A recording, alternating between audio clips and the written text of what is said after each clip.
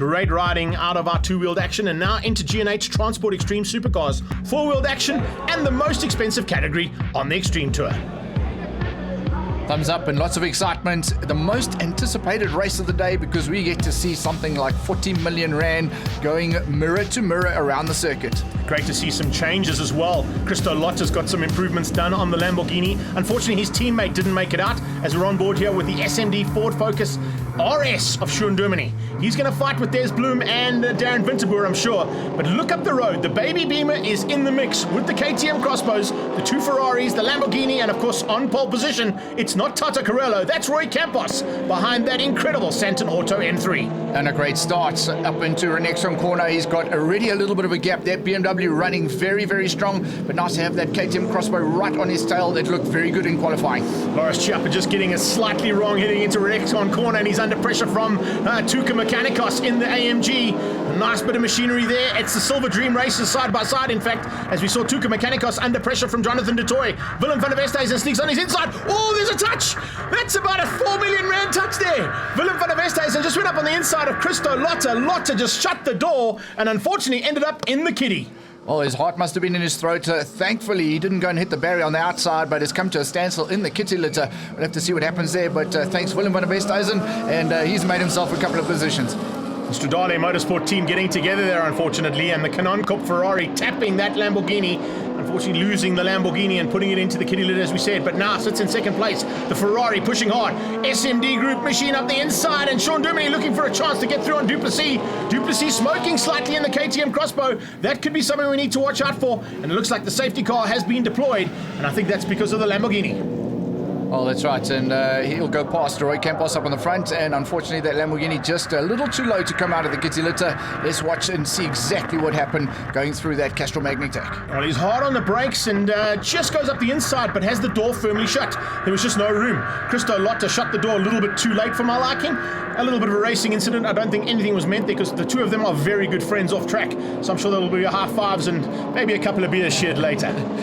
And maybe can you pay for the damage as well? We'll see what happens there, but still up in the front as we get racing in, Roy Campos, and that BMW just jumps off in a big hurry, but he's got Willem van der Westhuizen right behind. And then two more BMs. The Baby Beamer of G&H Transport's Davy Olivier, and on his tail, pushing hard, is the Hulk.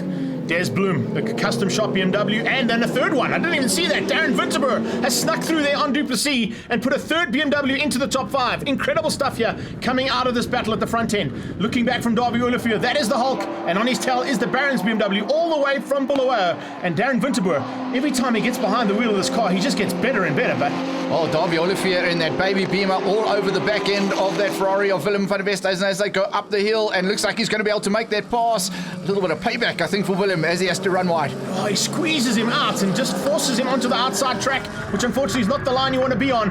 Willem van der Westhuizen won't be happy with that. He'll fight back in the F430 Stradale. And you can see he's just going to have to work hard. He is not giving the same kind of pace as that Baby Beamer. It pulls a slight little bit of maneuver as they come through turn number 7. And speaking of maneuvers, there's one. Parton on the inside, and he taps S&D Group, Sean Germany. Can you believe that? The KTM Crossbow coming together with that RS Focus. Well, those KTM Crossbows are very low, so I doubt whether Sean Dumney would have even seen him in the mirrors. And unfortunately, I think that might be a little bit of damage to the Ford as well. So hopefully those guys can keep racing and finish up. As we go on board here with Darren Winterboer, it looks like Des Bloom's got a slight problem on the Hulk. He pushes to the sideline, and Winterboer went past a little bit too quickly for my liking. He's now looking to close in on the Baby Beamer, and in fact, Davy Olivier has closed right up on Campos in the closing stages here.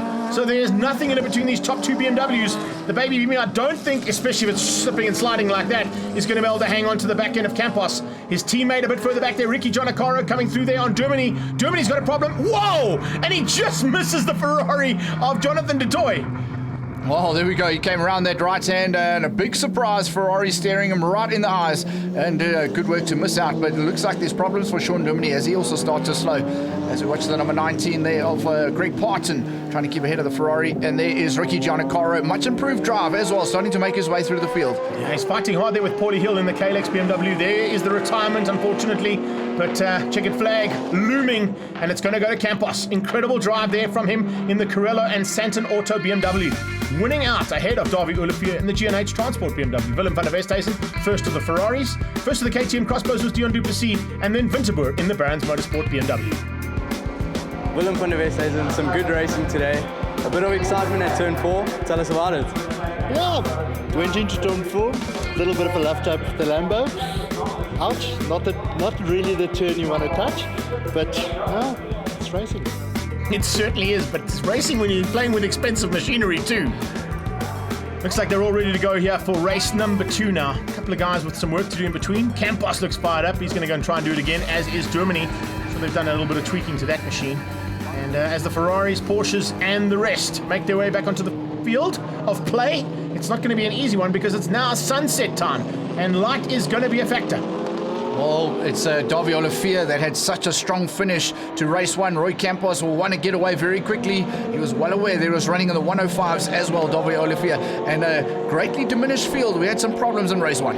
Yeah, a couple of cars with some issues that weren't able to be sorted out, and you can see that even though there are some cars that are starting to make their way through the field, one of them will be to keep an eye on, Christo Lotta, the other one Jonathan de Toy.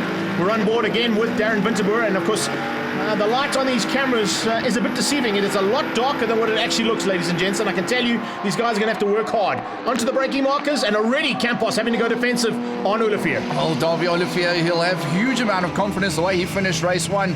We go on board with him as a guy. We can see how low that sun is. Interesting though, Greg, we'll be watching out for Jonathan de Toy coming from the back of the pack. He felt he could have won race 1. Yeah, I think he's just got bogged down ever so slightly heading into this next corner where he turned the car around. And I don't know if he was helped out. We didn't get to see exactly what happened, but he certainly is rampaging through the field. Look at him. He's on the back end of Winterboer as they come down on the braking markers into G&H Transport corner. Then it's Paul Hill. A massive bit of a turnaround there for Tuca Mechanicos and the AMG, fighting with Loris Chiappa, and then Ricky Giannaccaro. There comes the maneuver from the 430, trying to find a way through on that BMW of Winterboer, but he hasn't done it just yet.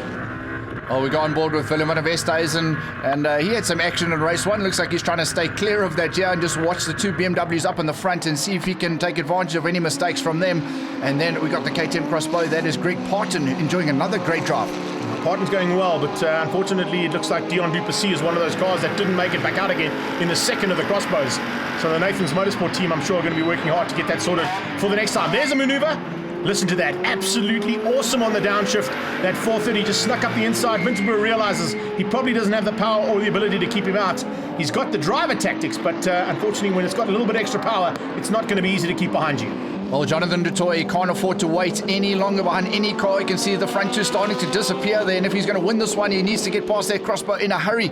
And, well, you know how fast that crossbow is through turn 1. It just sticks like glue, so that Ferrari's going to have to go really quickly. You can see how quick the G&H Transport BMW is going as well through turn 1. Looks pretty good through turn 2, but hasn't quite got the pace of Roy Campos. And Campos looks like he's playing with him a little bit there. I think he might just have that little edge up his sleeve. Now as they come through, you can see also a great turnaround here, back into the top 10 there for Christo Lotta, and at this stage he sits in 4th place in Class A. Oh, just ahead of Ricky Giannaccaro. So good to see him out there, and a little bit of a confidence knock, I'm sure, when he gets spun out to going through that Castrol Magnetec, but he's back out on track, which is good to see. Roy Campos, though, has got away. He's going to have to, because look at that. Jonathan de Toy is on a charge. We're running out of time. Can he catch the man up in the front? That'll be the question. He's had a great run right from the back of the field through to 2nd place now. He's only got one more car to sort out. That is Campos. The baby Beamer on board here with Olivier showing us just how quick that Ferrari can get away from you. And now as they come through the final turn, pushing hard, Jonathan de Toy looking to get to the front end. Campos looking to take the double victory. Well, he's going to have to drive defensively. He's had his mirrors full of Davi Olivier, but this is different competition. It looks like round about a second a lap quicker, so he's going to have to really drive defensive. Battle for 7th and 8th as they go through turn 1 there. Paul Hill in the KLX BMW trying to close in on Chiappa. Loris Chiappa getting better and better as well behind the wheel of that little 430 of his. And with the assistance of Jackie Schechter, he certainly is getting quicker. Whoa, there was a maneuver. Looked up the inside, but I think Campos saw him coming and shut the door. He's not going to make this easy for de Toy. Goes defensive into Kenwood. Oh, no way through for that Ferrari, and we saw just how quick he was up into turn 5. He's going to have to look at a few other options, Greg. He's running out of laps, though. It's slowly but surely getting to the closing stages of this race. The baby Beamer on the tail, waiting for a mistake from either one of those two that lead things out now as they head down towards turn 1. Back to this little battle, and you can see all of a sudden it's changing up. The AMG getting it. Oh, he's out of shape. Oh, he's got completely out of shape there. Tuca Mechanicos is going to hit the wall.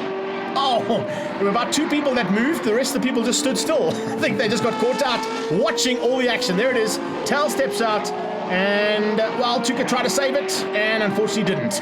And looks like that might bring out a red flag situation because that car is in a very dangerous position. Well, in fact, it is, Greg, and that means they're going to have to take that race one lap back. So Roy Camper's going to win out there, ahead of Jonathan de Toy, Davy Olivier. Willem van der West stays in this time in 4th place, and in 5th place, that KTM crossbar of Greg Parton. Thuka running the Chrome AMG. Can you run us through what happened? Just too much gas too soon. The wall's too close. The wall jumped out and hit me. Roy Campos in the beautiful Santon Auto M3. How did your day's racing go? Yeah, well, look, maybe score the luck for the weekend. A lot of the big guys broke their cars. Jackie's not here, so it was my chance to drive the car, and I was lucky enough to have a clear day.